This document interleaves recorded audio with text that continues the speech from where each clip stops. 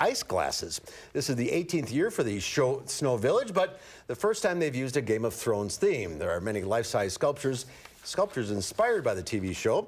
You have to travel to Lapland in Finland to get transported to the Snow Village by snowmobile or reindeer snow sled, or you can get on a plane and fly to Aruba and sit on a warm sandy beach. We get it. Winter's here. You don't really need to fly to Finland to experience it. It really is remarkable, though, what they've done. It's remarkable.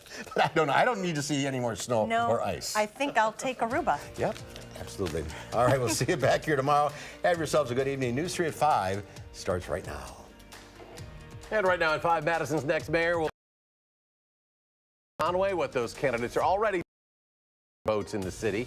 And a teacher arrested for allegedly sexually assaulting a student was released from the Rock County Jail. We will have the very latest. Plus, the prosecutor says a man who's homemade explosives appeared to be planning an attack on the UW campus. From the Channel3000.com Alert Center, this is News 3 Now at 5. Thanks for staying with News 3. Susan is off tonight. We are now a step closer to deciding the mayor of Madison for the next 4 years. Former Alder Satya Rhodes Conway and incumbent Paul Soglin advanced to the general election after last night's primary. Our Keely Arthur takes a look at what's ahead. Keely? Well, and then there were two. Madison Mayor Paul Soglin and Satya Rhodes Conway came out on top Tuesday night, but there really wasn't a runaway leader, so this race is still very much up for grabs. The voting in Madison is very fragmented when it comes to the mayoral race. News 3 Now was with both candidates when the results were announced last night. Soglin beat Rhodes Conway by just 323 votes. He won with 29% of the vote. Rhodes Conway took 28%, and third place finisher Mo Cheeks took 23%. Fourth place finisher Raj Shukla, 18%, meaning 40% of the vote is still up for grabs in the general. You use the analogy of the mayor is sort of a boxing analogy, that the mayor, Mayor Soglin, is the champ. And if you're going to beat the champ, you don't win on points, you have to knock the champ out. Both candidates not pulling punches today. Soglin telling us he has a proven track record as mayor, creating prosperity for the city. There are two candidates, and both of us are going to have our records held up for public scrutiny, and the issues are going to become broader. But Satya Rhodes Conway saying he hasn't acted fast enough on issues like affordable housing, transportation, and climate change. Folks understand those as challenges, and they know that we're not moving far enough or fast enough on them, and they want a leader who has political courage to actually tackle those issues. Soglin performed better in outlying wards, Rhodes Conway in the Isthmus, but both are confident they'll be able to reach beyond their base as they head to April 2nd. When I was at the doors over the last week or so, we talked to a lot of people who were saying, you know, I'm committed to Raj, but you're my second choice, or I'm voting for Mo, but I wish I could vote for both of you. I said in the beginning, my obligation is to the people of this community. Those are the ones. It is not to other politicians. Political expert Maurice Shepard, who you just saw there, said the vote for state Supreme Court on April 2nd's election will also play a big role drawing higher than normal turnout. Eric? Keely Arthur joining us in studio. Keely, thank you. And this just in for the Channel 3000 Alert Center. Governor Evers has vetoed an income tax cut bill. That veto came on a bill that his party had called a stunt by Republicans. The GOP does not have enough votes to override that veto. Governor Evers is proposing his own income tax cut and plans to include it in the state budget that he'll unveil next week. The governor and Republicans agreed on a middle-class income tax cut, but disagree on how to pay for it. The governor wants to mostly eliminate a manufacturing tax credit program to pay for about half of that cut. Republicans want to tap a budget surplus instead. All right, let's get a look at your first alert weather. Has the snow stopped? Gary is on the backyard patio. Well, there's a couple of flakes here. 1, 2, 3. You can count them individually, so it's not snowing very hard. However, there is a little bit of freezing drizzle. It's also been reported as well. Let's start out by taking a look to see where this snow is headed. The snow that we had that fell very steadily from late night through much of the morning and early afternoon has shifted to the north and east. Now things things are winding down. But again, there could be a little freezing drizzle mixed in there as well. So because of that, we're keeping an eye on the road conditions. Visibilities right now improving across much of southern Wisconsin. The lower visibilities where it's still snowing a little heavier, mainly up into the Fox Valley now and into central and northern Wisconsin. But we do keep an alert day in the forecast for tonight because of the flurries and freezing drizzle. That could lead to some slick roads, mainly the secondary roads, side streets, sidewalks, parking lots. Those would be areas that, if they're untreated with salt, probably would have to be watched. Low temperatures this morning, generally teens north of Madison, low to mid-20s the rest of the area. Here in Madison, we actually got up above freezing to 34, Milwaukee at 35, La Crosse at 33. Temperatures just a tad colder to the north. Current temperatures now are near those high temperatures for the day, upper 20s to the lower to middle 30s. By tomorrow morning, temperatures will be down to around 20 degrees, maybe upper teens in a few spots, but we'll see sunshine return for tomorrow. Even though the high temperature will be at 29, it should feel pretty nice. That is your News 3 Now First Alert forecast. Gary, thank you. And with this constant blast of winter storms we've seen over the last month, it hasn't given plow drivers much of a break at all. Because of the stress that comes with that job, the city makes sure there is help available to those feeling overwhelmed by all the work, including an employee assistance program, which is a free 24/7 counseling service. You know, if they're just overwhelmed and tired, we totally understand they can take the day off, or maybe not work that one overtime shift so that they can get some rest and then be back and ready for the next one. Well, here's a stat for you. Including today, it has snowed 27 of the last 35 days. That's had plow drivers working OT to clear the streets and also to keep them clear. Highway 26 in Jefferson County is now back open after a crash closed a stretch of that highway for 5 hours today. State Department of Transportation said it happened about 11:30 in the morning. Closed all lanes for a while. Highway 26 at Ebenezer Drive, that's just south of Watertown. Multiple vehicles were involved here, including a tanker truck, according to Jefferson County dispatchers. There's no word yet on any injuries. Cash bond is set at $50,000 for the man accused of violently assaulting a 19-year-old woman in downtown Madison. 22-year-old Jerome Winslow of Madison was in court today for his initial hearing, charged with 5 counts, including 2 counts of first-degree recklessly endangering safety. Prior to his arrest, Winslow was on probation for a series of felonies on his record over the past 4 years, for which he never served any prison time. He's expected back in court next week. A Rock County teacher arrested for allegedly sexually assaulting a student is back home today, released from the Rock County jail after being booked Tuesday afternoon. Rock County reporter Adam Duxter joins us in our bureau at the Janesville Gazette with the very latest. Adam? Well, Eric, an administrator at the Rock County Jail told me it's a matter of book and release, as teacher Scott Abbott will not be in jail after he was arrested yesterday for the alleged sexual assault of a student. Now, Beloit police told me they arrested Abbott after a student came forward to school administrators. And according to an official with the city of Beloit, there was also another student who came forward as a witness to the alleged sexual assault. While police felt the claims warranted arrest, the Rock County District Attorney's Office chose to release Abbott from jail, and it's unsure whether or not he will be charged. A spokesperson I talked to with the Rock County District Attorney's Office today told me that they don't know enough about this case right now, and a spokesperson from the school district told me that there's still a chance Abbott could even return to work should he not be charged. His first appearance in court is scheduled for March 26th. All right, Adam Duxter in Rock County. Adam, thank you. The man accused of a January murder in Janesville has been found not fit for trial, at least for now.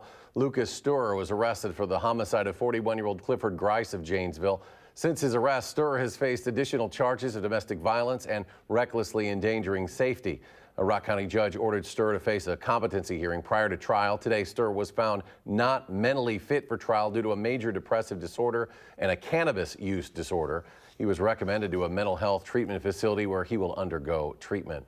A prosecutor alleges that a man whose Madison apartment was found to contain homemade explosives appeared to be planning an attack on the UW-Madison campus. Brian Campbell pleaded no contest in January to second-degree reckless endangerment and possession of improvised explosives. Police seized what appeared to be bomb-making materials from Campbell's apartment last year. Assistant DA John Rice claimed in a sentencing memorandum filed Tuesday that Campbell had searched the internet for instructions on making explosives and had maps of tunnels on the UW campus. Campbell's lawyers say Rice's allegations exceed what Campbell admitted last month in his plea agreement. The plea agreement says prosecutors cannot seek a sentence of more than 3 years in prison for Campbell. There's doubt over whether the state Senate will confirm Governor Evers' pick to lead the state's Department of Transportation. Secretary-designee Craig Thompson testified before the Senate's Transportation Committee this afternoon. Republican Majority Leader Scott Fitzgerald has raised concerns about Thompson's background as a lobbyist for the Transportation Development Association. Thompson says the Evers administration will first prioritize fixing current roads before tackling any new projects. The conditions on our state highway system continue to decline. According to our engineers, after applying all those efficiency measures, after doing all those things, we still need an additional $360 to $400 million of biennium in order to just maintain the current level of condition that we have on our state highway system. Thompson says the governor's budget will increase funding for roads, but did not say by how much. The governor has previously suggested a gas tax hike. Edgerton native Steve Stricker has been named the U.S. team captain for the 43rd Ryder Cup, which will be played at Whistling Straits next year. PGA of America President Susie Whaley announced Stricker's captainship today in Milwaukee. The Ryder Cup will be played in September of 2020 in Haven near Kohler at Whistling Straits. Stricker will be the 29th U.S. captain since the Ryder Cup started back in 1927. Steve Stricker made his Ryder Cup debut back in 2008 and played in 3 consecutive Ryder Cups. Here in Wisconsin, we know the importance of keeping the heat on, especially when it's gotten as chilly as it has this winter. A statewide nonprofit is providing a safety net for those who are having trouble affording their next energy bill, including seniors and veterans. Our Madeline O'Neill tells us what the Keep Wisconsin Warm Cool Fund means for one Wisconsin family. It was a blessing. It was a godsend. Go get it. Anywhere Kelly Williams and Miko Funches are together feels like home. Penguins and what's the other one?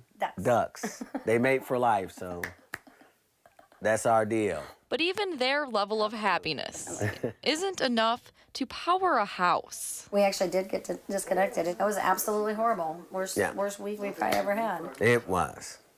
It was. Last year, Miko, a Marine veteran, was having a hard time finding work after an accident. I was also physically not able to work. The looming bills and cold posed a threat to their happy home. You don't want to be without heat. We have pets. You know, I was concerned for their safety as well as our own. Kelly looked for outside help. I was a little apprehensive. A lot of times when you think about military guys, you don't always think that they need assistance or need help. So for me, I sat back and just watched the miracle and the magic happen. Kelly got a hold of Energy Services, which offers the Keep Wisconsin Warm Cool initiative and Heat for Heroes program. Oh, yeah. With financial assistance and a payment plan, Kelly and Miko were able to keep the lights on and use spare money for food and medicine. Where do you think you guys would be without this program? Wow. I don't even want to think about it, to be honest with you. That's the toughest part. We could be homeless. The toughest aspect, absolutely. Instead, a helping hand from others is powering them forward. You know, everybody needs help. Absolutely. All the time. Absolutely. You know, all kinds of people, all different walks of life. So go ahead and reach out and ask for that help. In Madison. Lights are on, heat's on. Yes. Things are good. Madeline O'Neill, News 3 Now. We want to remind you about our Day of Warmth telethon happening tomorrow. News 3 Now partnering with Energy Services, Inc. From 4 to 6:30 tomorrow evening. We'll be taking your calls and your donations in a phone bank. You can also donate all day online. We hope you can join us tomorrow to share the warmth in our community. More to come on News 3 Now at 5. Up next, the Russia investigation may be wrapping up soon. What the president is saying about the possible release of the report. Plus, a powerful winter storm wreaking havoc on roads and airports all across the country. The latest look at the storm's impact nationwide. And the midweek markets on Wall Street, the Dow up 63. The NASDAQ with a marginal 2-point gain. The S&P added 5. We'll be right back.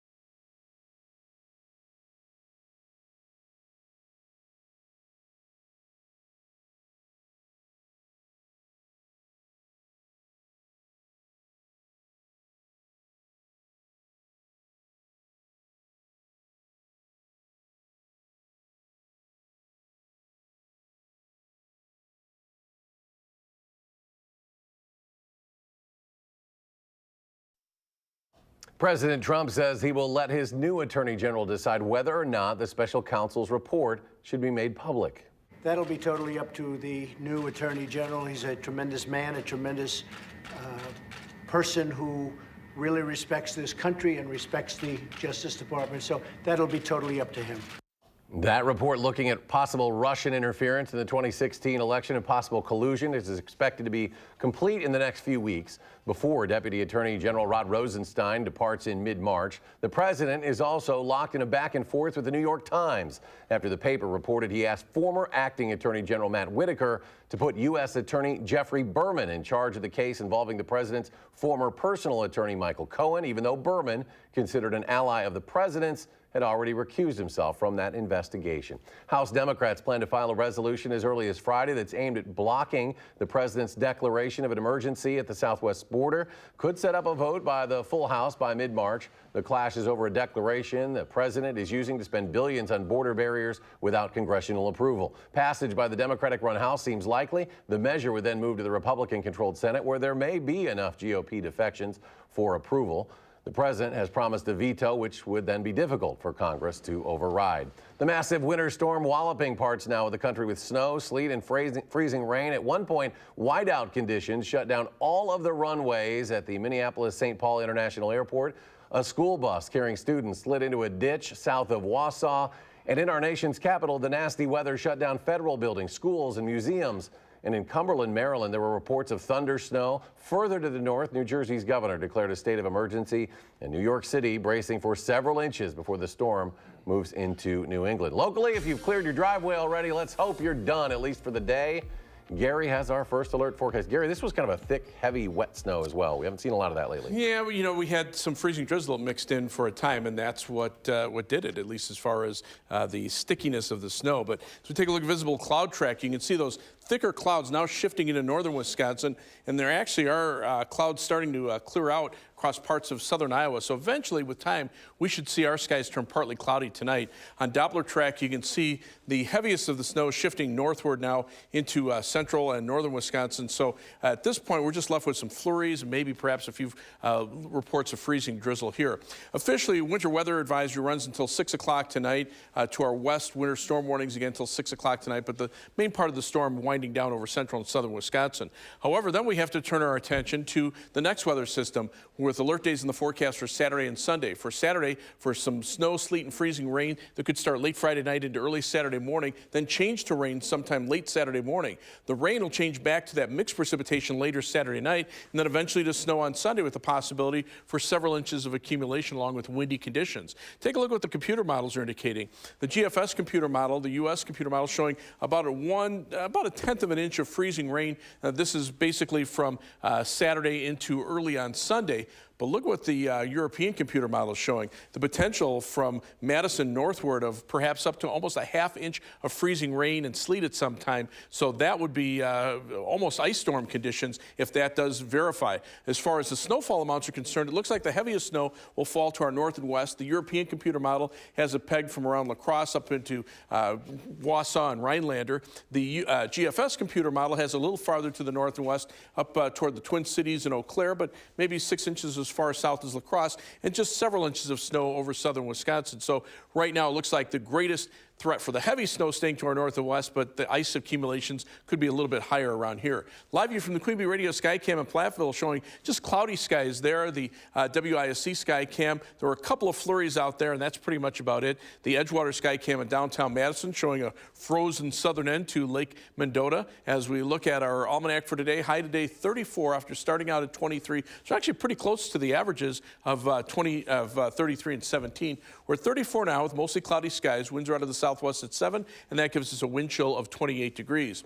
So as this storm system, which basically stretches from the upper Midwest all the way to the east coast, lifts to the north and east, that strong jet stream that has been bringing storm after storm continues in place. Notice there's not much to our south and west, so for the next couple of days, I think things will stay pretty quiet. The main part of the storm now lifting northward into Minnesota, the cold front arcing around to the south and east, and it's actually the southwesterly winds that are bringing the cold air around because it's just kind of wrapped completely around the storm.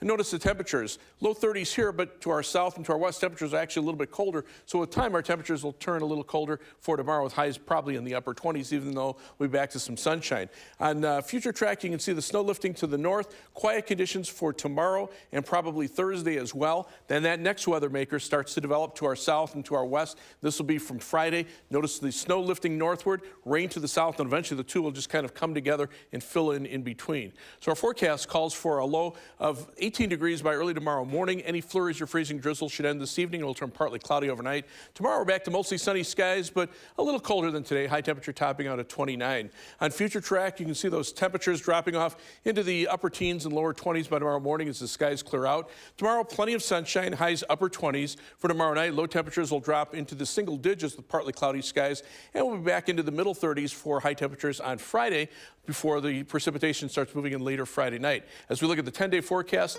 those temperatures, again, close to the freezing mark or a little bit above over the weekend with that mix of precipitation. Definitely a trend toward colder weather next week. Another chance for some accumulating snow Monday night into Tuesday of next week. As we take a look at first alert traffic, right now things are actually pretty quiet on the Beltline. There's the view from the DOT camera at the Beltline at John Nolan Drive. Traffic moving steadily in both directions, even though the roads are wet. Not seeing any significant travel delays other than one on Stoughton Road. The ramp from Stoughton Road to Milwaukee Avenue is blocked there, and a few slowdowns southbound on Stoughton Road from the Beltline. Right now, only 16 minutes in either direction between University Avenue and the interstate on the Beltline. As far as heading out of Madison, 27 minutes down to Janesville on I-3990 from the Beltline, 17 minutes to Sauk City on US 12, and 19 minutes out to Sun Prairie on US 151 and East Washington Avenue. That's your first alert traffic. All right, Gary, thank you. Ahead on News 3 Now at 5, Samsung is releasing its newest line of devices. We'll show you what they include after a short break.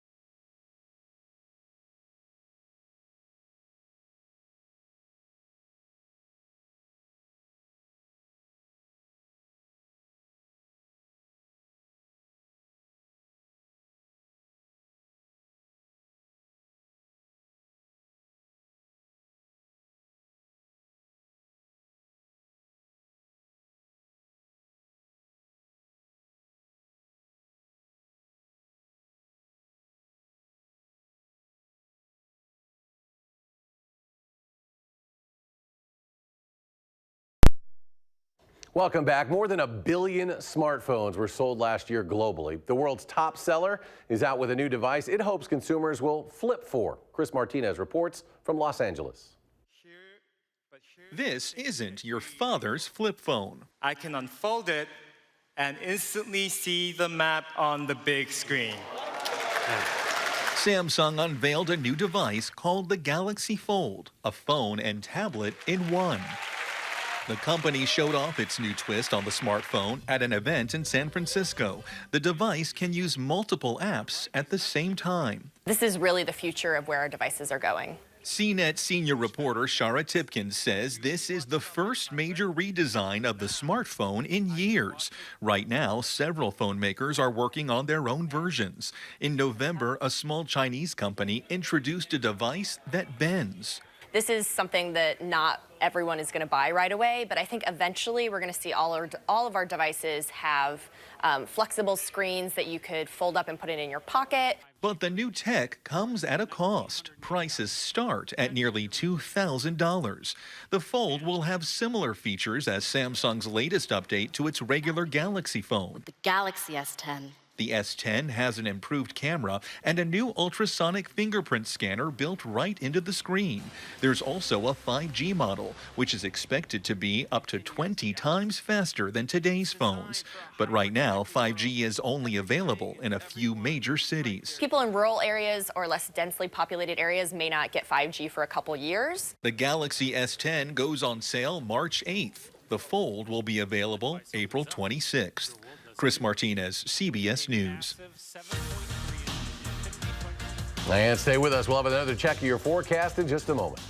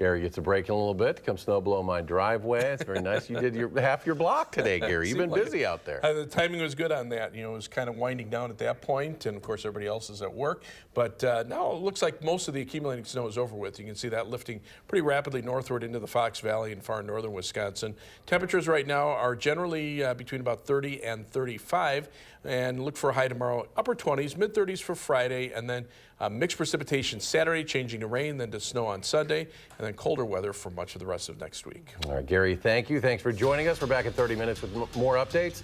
Stay tuned for the CBS Evening News.